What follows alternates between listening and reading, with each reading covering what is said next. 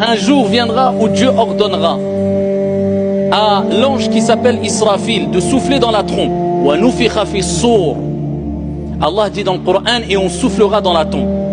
Il y aura deux moments où Israfil soufflera dans la tombe. Le premier moment, c'est pour annoncer clairement la fin des êtres vivants, animaliers, la mort pour toutes et tous, temporaire, pendant une période de 40.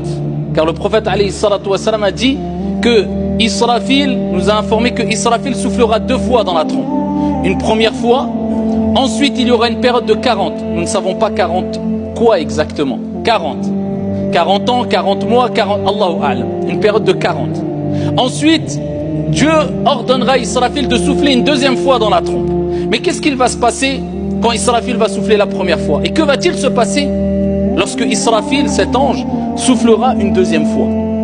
La première fois, eh bien c'est pour que tous les êtres meurent. Il y aura un bruit qui sera terrifiant et qui va provoquer la mort de tout être vivant. Animal, humain, ange aussi. Et même Israfil devra mourir. Ensuite, il ne restera dans les cieux, dans la terre, au-dessus des cieux, peu importe dans quel endroit, eh bien il ne restera que l'unique, notre Seigneur Allah tabaraka wa ta'ala, que lui. Et Dieu s'adressera à lui-même. Et Allah dira limanil mulkul yawm. À qui la royauté aujourd'hui? Personne pour répondre à Allah azza wa jal, si ce n'est lui notre Seigneur. Et il dira lillahi al-wahidil qahhar. À moi Allah, le dominateur suprême. Et Dieu dira ayna al-jabbarun, ayna al-mutakabbirun. Où sont les tyrans? Où sont les orgueilleux? Que Dieu nous en préserve. Et il dira la royauté est à moi. Et ensuite Allah redonnera la vie à Israfil et lui ordonnera de souffler une deuxième fois.